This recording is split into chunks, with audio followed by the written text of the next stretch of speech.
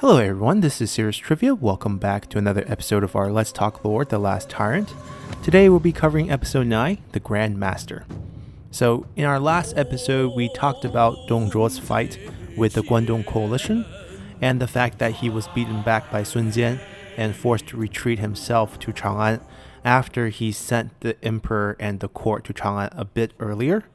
So in April of 191, Dong Zhuo arrives in Chang'an with his forces. Now, behind him, the coalition's ready in tatters, with the forces in the north retreating back due to their lack of supplies because Han Fu was getting worried that Yuan Shao was getting too strong, and in the central plains, the infighting already broke up the coalition. And farther to the south, because of the imperial seal situation, Sun Jian was also retreating farther south and about to meet his death. So, Dong Zhuo arrives in Chang'an pretty safe on the eastern front. So he shifted his focus to many of the internal issues that he had with the imperial court.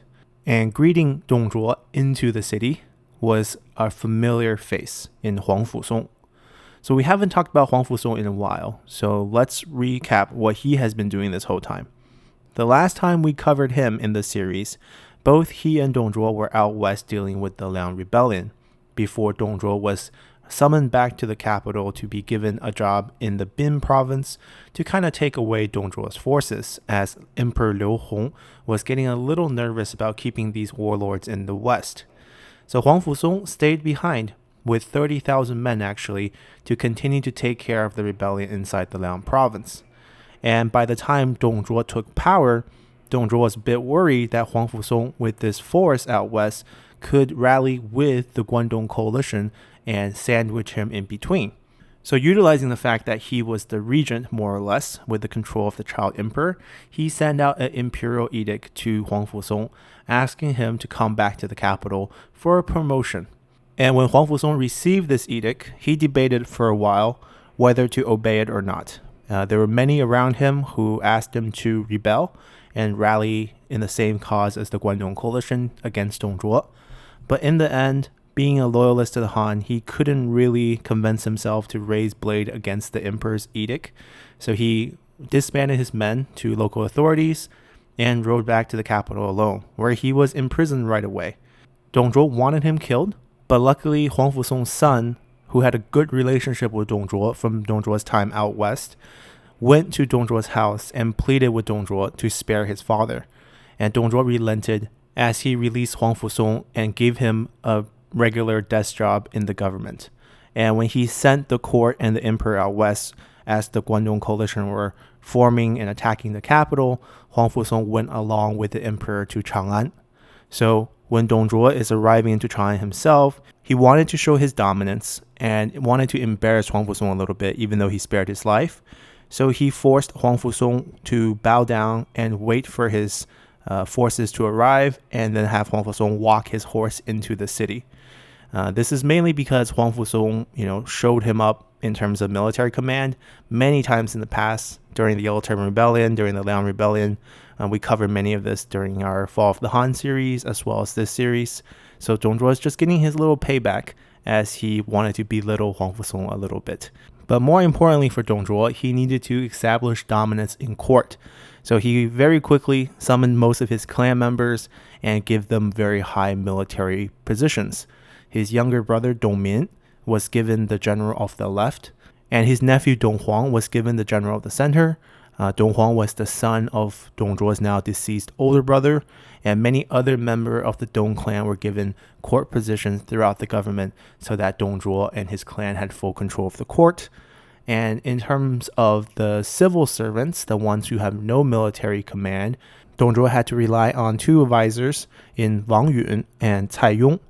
Now, we already talked about Wang Yun a little bit when we mentioned that when the emperor was sent to Chang'an, Wang Yun was kind of appointed by the emperor to take care of the imperial court since Liu Xie was still very young. Cai Yong, we also introduced a bit earlier, was one of the group of the scholars that were kind of pardoned and given back government positions by Dong Zhuo as he tried to curb favors with the scholar class. And Cai Yong was one of these guys who has been a long-serving member of the court, But since he wrote advice to the past emperor about the dangers of the eunuchs, he got in trouble with the eunuchs and had to, go into hiding for about 12 years before Dong Zhuo dug him up again. And Cai Yong in the beginning didn't really want to work for Dong Zhuo, but Dong Zhuo kind of threatened him and said that, you should come work for me because I have the power to eliminate 3 generations of your family. And Cai Yong kind of relented and arrived in Dong Zhuo's court early on when Dong Zhuo had power in Luoyang. And right away, he was given a position called Jijiu. Jijiu is basically ritual master, and that's kind of the position he has as his background in the game. But what the game doesn't cover is that he actually got 3 promotions within the first 3 days he served Dong Zhuo, because Dong Zhuo very much was admired by Cai Yong's talent as a scholar, and Dong Zhuo respected him a lot. And by this time, when Cai Yong was in Chang'an, he already got, a second marquis title from Dong Zhuo, and Dong Zhuo had Cai Yong run a lot of the government events as kind of a host or MC type position. And during a lot of the feasts that Dong Zhuo hosts, Dong Zhuo would ask Cai Yong to play guqin, which is a musical instrument. He was very talented in it, to kind of liven up the crowd. Now, you might think it's a little bit degrading to play instrument, but it's actually pretty high honor to have him host these events. And Cai Yong was very thankful for Dong Zhuo, and he tried to guide Dong Zhuo in a positive light, as he gave Dong Zhuo many advice of how to respect the emperor. For example, Dong Zhuo liked to ride around Chang'an in a gold capped carriage, where the top of the carriage is covered in gold. And Cai Yong said that type of standard is reserved for the emperor, and that he should back off from that and go with a simpler ride. And Dong Zhuo listened to him in some aspect, but in many of the other aspects, Dong Zhuo kind of ignored him, even though Dong Zhuo treated him with a lot of respect. And during this whole time, Cai Yong debated with his own family about whether they would want to basically run off with him, to run to maybe Taishan, to just hide out from Dong Zhuo for a while. But in the end, his family kind of convinced him that's probably a bad idea, and that he should just, serve the government as is. So he didn't really leave, and these 2 gentlemen in Wang Yun and Cai Yong kind of held down the court in terms of the civil aspect, and Dong Zhuo's family controlled most of the military aspect. And with the court in control, Dong Zhuo turned his focus to his external enemies, which is the Guangdong coalition. Now, even though they were not advancing toward his position, he knew that he needed to defeat them eventually, right? You can't just lose half of the country out east, because he pretty much retreated and gave up on that half to those warlords. So he still planned to launch attacks against them eventually. Now, to secure kind of a plan B in case his attack failed, he went to Meixian, which is this little county outside of Chang'an, where, if you remember, Dong Zhuo was given the Duke of Mei, which is the duke over this area. Dong Zhuo kind of revamped this area, built a giant fortress during this whole time, where he planned to kind of retreat his forces in to kind of defend this area in case he lose out against the Guangdong coalition. He stashed a lot of the treasures he got along the way, and 30-year worth of grain kind of stored inside, just so that he can have a place to kind of live out his days in peace if he's attacked. So he kind of built up this defensive position in Meixian and actually decided to live there. Now, it is relatively close to the capital, Chang'an, but leaving the capital was this one kind of mistake he made, and we're going to talk about that at the end. But to build this fortress during this whole process, Dong Zhuo needed a lot of funding. And if we look at one of the major policies that really messed up Dong Zhuo's regime here in Chang'an, is that he messed around with the currency situation. During the Han Dynasty, the currency of the time was this copper coin called Wu Zhu. Here's an image of a very well preserved Wu Zhu coin from the time.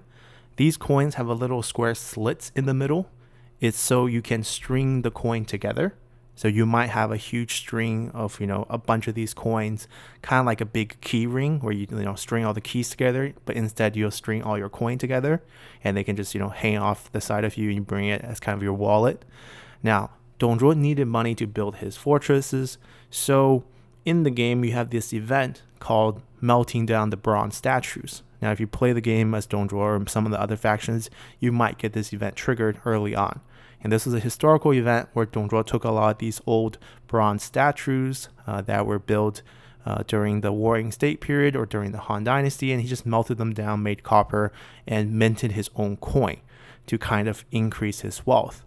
The problem with Dong Zhuo's coin is, as you can see, here are images of Dong Zhuo's version of the coin during the period. And the first thing you'll notice is the square in the middle is gigantic. So there is a lot less copper in these coins. Therefore, their value is a lot less because we're talking about a hard currency where the value is based on the weight of the metal that's used. So Dong Zhuo kind of flooded the market with his version of the coins, and the economy system in Chang'an kind of broke down. And inflation was all over the place as many of the merchants refused to take these coins because of their lack of value, and the money supply seized up as these, bad coins flooded the market, and it caused a lot of panic in the city. And because of the inflation, Dong Zhuo had to find other means to gather wealth. And one of the methods he used was that he started making up crimes and framing some of the wealthy citizens in Chang'an and basically getting them killed to confiscate their wealth to kind of, increase his own wealth. So it caused a lot of chaos. Many people hated him for that.